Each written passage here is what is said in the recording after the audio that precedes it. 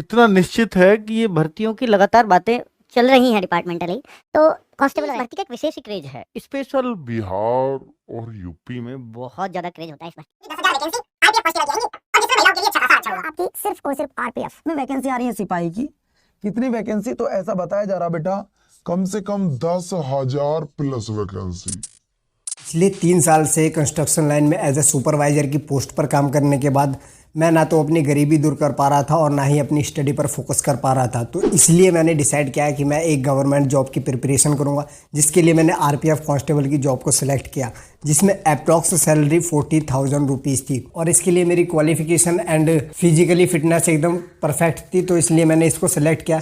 लेकिन मेरे सामने एक प्रॉब्लम थी कि मुझे YouTube पर आरपीएफ कांस्टेबल की अपकमिंग वैकेंसी की डेट और फुल डिटेल्स नहीं मिल रही थी, बल्कि सभी यूट्यूबर रिपीटेड इन्फॉर्मेशन पर लगातार वीडियो बना रहे थे। तो इतनी सी प्रॉब्लम की वजह से मैं अपनी प्रिपरेशन को नहीं छोड़ सकता था। तो इसलिए मैंने अलग अलग platforms, apps, website and selected person से इन्फॉर्मेशन को लेना शुरू किया और रिजल्ट में मुझे ये टॉपिक्स देखने को मिले, जिन्हें देखने के बाद मेरे डाउट सभी क्लियर हो गए और अब मैं पूरी तरह से तैयार हूँ अपनी जॉब की प्रिपरेशन करने के लिए। और साथ ही मैं इन सभी टॉपिक्स को आपको भी बताऊंगा। तो इन सभी टॉपिक को मैंने 2 फॉर्मेट में डिजाइन किया है, पीडीएफ और वीडियो में। वीडियो फॉर्मेट में इन सभी टॉपिक्स की डिटेल्स इन्फॉर्मेशन मिलेगी 3 पार्ट में। पार्ट 1 में हम जानेंगे कि हमें क्या करना है, एंड पार्ट 2 में जानेंगे कि हमें कैसे करना है, एंड पार्ट 3 में जानेंगे कि ये करने के बाद मतलब जॉब पर सेलेक्ट होने के बाद हमारी लाइफ कैसे चेंज हो जाएगी, हमें क्या क्या फैसिलिटी मिलेगी और हमारी सैलरी क्या होगी। तो फिलहाल हम अपने टॉपिक पर वापस आते हैं और पार्ट 1 को स्टार्ट करते हैं। तो नमस्ते दोस्तों, मेरा नाम है विशाल और आप देख रहे हैं हाइड इन्फो यूट्यूब चैनल।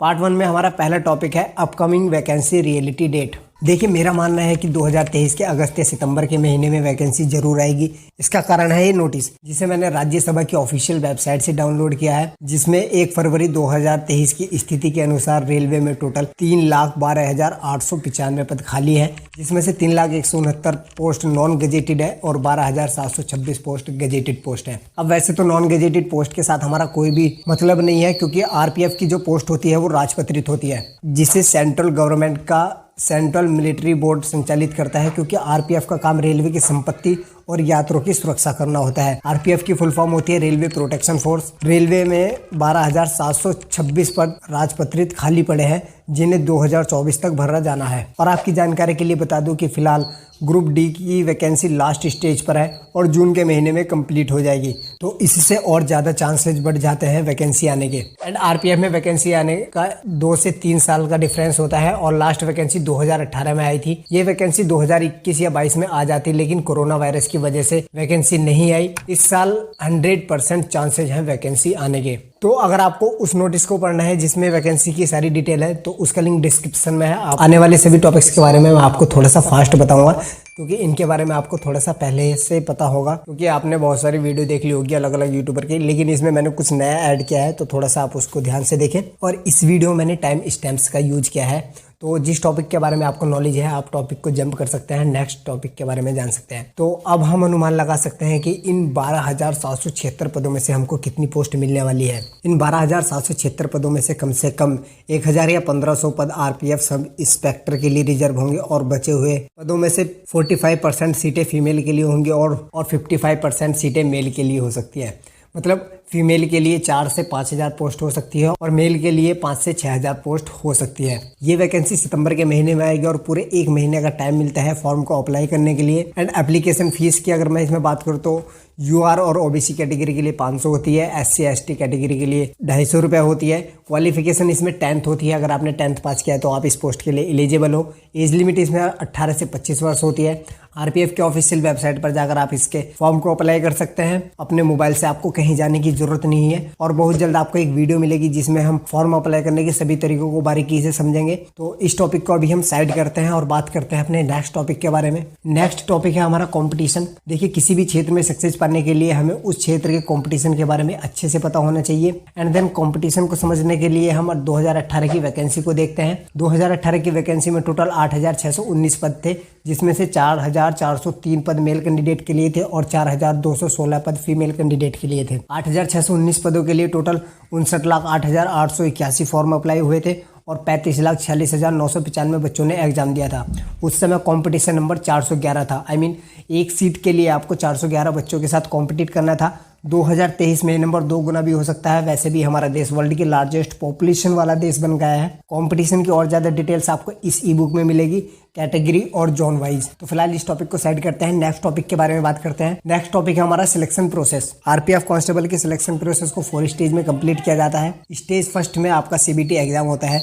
जो कैंडिडेट इस एग्जाम को पास कर लेते हैं उन्हें नेक्स्ट स्टेज के लिए एक एडमिट कार्ड बाय पोस्ट या फिर बाय ईमेल मिल जाता है। सेकेंड स्टेज में आपका फिजिकल टेस्ट होता है एंड थर्ड स्टेज में आपका मेडिकल टेस्ट होता है। फोर्थ स्टेज में आपका documents verification and police verification होता है। तो जो कैंडिडेट इन स्टेज को कंप्लीट कर लेते हैं उनकी एक फाइनल मेरिट लिस्ट लगती है जिसमें कंफर्म हो जाता है कि आपकी जॉब पक्की लग चुकी है। इन सभी स्टेज को कंप्लीट होने में 9 से 10 महीने तक का समय लग जाता है या फिर ऐसा मान लो कि 1 साल तक का समय लग जाता है। और उसके बाद आपको ट्रेनिंग पर बुलाया जाता है। ट्रेनिंग भी आपकी 9 to 10 मंथ होती है। उसके बाद आप ड्यूटी ज्वाइन करते हैं। तो देखिए, अगर आप इस वीडियो को जून के महीने में देख रहे हैं तो ऐसा मान लीजिए कि 2024 के जुलाई के महीने तक आप एक वर्दी में होंगे अगर आप अभी से इस जॉब की तैयारी करते हैं। तो इस टॉपिक को साइड करते हैं और अपने नेक्स्ट टॉपिक के बारे में बात करते हैं, syllabus and exam pattern. RPF constable के एग्जाम में ओनली 3 सेक्शन से क्वेश्चन आते हैं। सबसे अच्छी बात तो यह है कि इसमें इंग्लिश और एडवांस मैथ नहीं आता। इस एग्जाम में जनरल अवेयरनेस से 50 क्वेश्चन आते हैं 50 मार्क्स के, अर्थमेटिक्स से 35 क्वेश्चन आते हैं 35 मार्क्स के, जर्नल इंटेलिजेंस से एंड रीजनिंग से 35 क्वेश्चन आते हैं 35 मार्क्स के। टोटल 120 क्वेश्चन होते हैं 120 मार्क्स के। 90 मिनट टाइम ड्यूरेशन होती है और 1/3 की निगेटिव मार्किंग होती है। क्वालिफिकेशन मार्क्स की बात करें तो यूआर और ओबीसी को 35% मार्क्स लाने होते हैं और SC ST को एंड फीमेल को 30% मार्क्स लाने होते हैं। अगर हम सेफ जोन मार्क्स की बात करें तो 120 में से 95 मार्क्स अगर आप ला पाते हो तो आपका सेकंड स्टेज में 100% सिलेक्शन हो जाएगा। अगर हम लास्ट वैकेंसी की ओवरऑल कट ऑफ देखें तो जिन कैंडिडेट ने 120 में से 85 मार्क्स लाए थे उन कैंडिडेट्स का सिलेक्शन हो गया था सेकंड स्टेज में, यानी कि फिजिकल के लिए वो सिलेक्ट हो गए थे। और साथ ही मैं ये भी क्लियर कर दूं कि आरपीएफ जो है वो नंबर ऑफ वैकेंसी से 10 गुना ज़्यादा कैंडिडेट्स को फिजिकल के लिए सिलेक्ट करता है। लास्ट वैकेंसी की cut off detail wise, topic wise, syllabus and top scoring topic और फुली डिटेल्स अगर आपको चाहिए टॉपिक्स के बारे में और कंपटीशन के बारे में तो वो आपको इस ई बुक में मिलेगी, जो कि इस वीडियो में बताना थोड़ा सा मुश्किल था इसलिए मैंने उसको वहाँ पे शिफ्ट कर दिया। लेकिन मेरा मेन पर्पस है कि आपको मैं हर एक नॉलेज दूँ जिसकी एक कैंडिडेट को ज़रूरत होती है।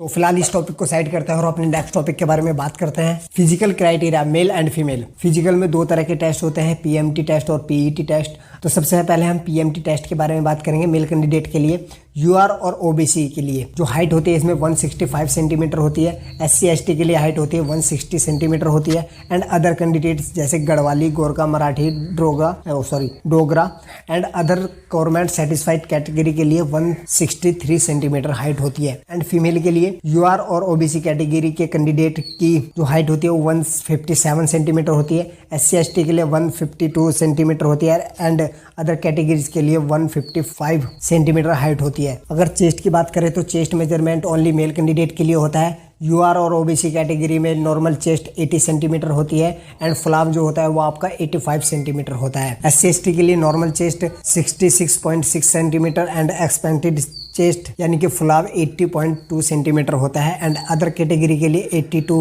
85 सेंटीमीटर फ्लाव चेस्ट होती है। अब हम बात करते हैं पीईटी फिजिकल इफिशिएंसी टेस्ट के बारे में। इसमें मेल कैंडिडेट को 1600 मीटर की दौड़ 5 मिनट 45 सेकंड में कंप्लीट करनी होती है। फीमेल कैंडिडेट को 800 मीटर की दौड़ 3 मिनट 40 सेकंड में कंप्लीट करनी होती है। मेल कैंडिडेट के लिए 14 फीट का लॉन्ग जंप होता है एंड हाई जंप 4 फीट का होता है। इसमें आपको 2 चांस मिलते हैं। फीमेल कैटेगरी के लिए 9 फीट का लॉन्ग जंप होता है एंड हाई जंप जो होता है वो 3 फीट का होता है। तो इस टॉपिक को साइड करते हैं और अपने नेक्स्ट टॉपिक के बारे में बात करते हैं। नेक्स्ट टॉपिक है हमारा medical criteria male and female candidate के लिए। मेडिकल टेस्ट का प्रोसेस सेम डे में कंप्लीट हो जाता है। इसमें टोटल 25 तरह के फुल बॉडी चेकअप होता है। इन सभी टेस्ट को डिटेल के साथ बताना इस वीडियो में थोड़ा सा कठिन है, इसलिए मेडिकल टेस्ट की फुल डिटेल विद इमेजिनेशन और सोल्यूशन के साथ मैंने इस ई बुक में डाल दी है। तो इस ई बुक का आप बाय कर लेना अगर आपके पास बजट है तो। लेकिन इन सभी टेस्ट के नाम मैं आपको इस वीडियो में बता देता हूँ। आरपीएफ कांस्टेबल में मेडिकल का स्टैंडर्ड होता है B1 क्राइटेरिया का, जिसमें आपके general fitness test and visual equity test होता है। विजुअल इक्विटी टेस्ट को हम आई टेस्ट भी कह सकते हैं। आई टेस्ट में आपका नंबर 1 पर जो आपका होता है डिस्टेंट विजन टेस्ट होता है, नंबर 2 पर आपका नियर विजन टेस्ट होता है, नंबर 3 पर आपका कलर ब्लाइंडनेस टेस्ट होता है, नंबर 4 पर आपका बाइनोकुलर विजन टेस्ट होता है। नंबर 5 पर आपका brain ignorance right eye test होता है। नंबर 6 पर आपका brain ignorance left eye test होता है। नंबर 7 पर आपका पूर विजन टेस्ट होता है। नंबर 8 पर आपका मेसोपिक विजन टेस्ट होता है। एंड नंबर 9 पर आपका स्क्वेंट आई टेस्ट होता है। एंड नंबर 10 पर आपका एस्ट्रोपीरिया एंड एक्स्ट्रोपीरिया टेस्ट होता है। एंड जर्नल फिटनेस टेस्ट में आपका बॉडी चेकअप होता है। सबसे पहले आपको नॉकनी टेस्ट होता है। नंबर 2 पर आपका बाउलैक टेस्ट होता है। नंबर 3 पर आपका फ्लैट फुट टेस्ट होता है। नंबर 4 पर आपका चेस्ट एक्सरे होता है। नंबर 5 पर आपका शुगर टेस्ट होता है। नंबर 7 पर आपका यूरिन टेस्ट होता है।